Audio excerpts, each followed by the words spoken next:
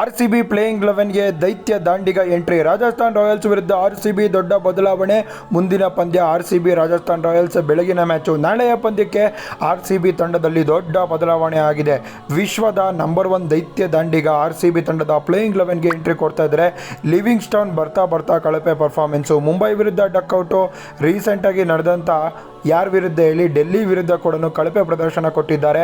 Livingston ಜಾಗದಲ್ಲಿ ದೈತ್ಯ ದಾಂಡಿಗ ರೊಮೇರಿಯೋ shepherd entry ಕೊಡುವಂಥ ಸಾಧ್ಯತೆಗಳು ತುಂಬ ಹೆಚ್ಚಾಗಿದೆ. ಶೆಪರ್ಡ್ ಆರ್ಸಿಬಿ ತಂಡದ ಪ್ಲೇಯಿಂಗ್ 11ಗೆ ಬಂದರೆ ಬೆಸ್ಟ್ ಆಗಿರುತ್ತೆ. ಬೌಲಿಂಗ್, ಬ್ಯಾಟಿಂಗ್, ಫೀಲ್ಡಿಂಗ್ ಸಕ್ಕತ್ತಾಗಿ ಮಾಡ್ತಾರೆ. ದೂರ ಸಿಕ್ಸ್ ಹೊಡೆಯೋದ್ರಲ್ಲಿ ರೋಮಿಯೋ ಶೆಪರ್ಡ್ ಎತ್ತಿದ ಕೈ.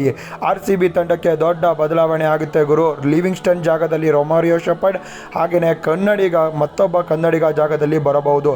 ವಿರಾಟ್ ಕೊಹ್ಲಿ ಸಖತ್ ಗರಂ ಆಗಿದ್ದಾರೆ. ಡೆಲ್ಲಿ ವಿರುದ್ಧ ಚಿನ್ನಸ್ವಾಮಿ ಸ್ಟೇಡಿಯಂನಲ್ಲಿ ಸೋತ ನಂತರ ಆರ್ಸಿಬಿ ತಂಡಕ್ಕೆ ಗೆಲುವು ಬೇಕು ಅಂತ ರಾಜಸ್ಥಾನ್ ರಾಯಲ್ಸ್ ತಂಡವನ್ನು ಧೂಳಿಪಟ ಮಾಡೋದಕ್ಕೆ ಹೊರಟಿದ್ದಾರೆ. ನಾಳೆ 4 ಗಂಟೆ ಮ್ಯಾಚ್ ಆಗಿರುತ್ತೆ. ಆರ್ಸಿಬಿ ತಂಡ ಗೆಲ್ಲಲೇಬೇಕಾದರೆ ಸಾಲ್ಟ್, ಕೊಹ್ಲಿ ಎಲ್ಲರೂ ಕೂಡ ಫೈರ್ ಆಗಬೇಕಾಗುತ್ತೆ. ಲಿವಿಂಗ್ಸ್ಟನ್ ಹೊರಗೆ, ರೊಮೇರಿಯೋ ಶೆಪರ್ಡ್ ಎಂಟ್ರಿ ಕೊಡ್ತಾರೆ, ಬರೆದಿಟ್ಕೊಳ್ಳಿ. ಈ ವಿಡಿಯೋನ ಎಲ್ಲರಿಗೂ ಕೂಡ ಶೇರ್ ಮಾಡಿ ಹೇಳಿ ಆರ್ಸಿಬಿ ತಂಡದಲ್ಲಿ ಬದಲಾವಣೆ ಆಗುತ್ತೆ ಅಂತ.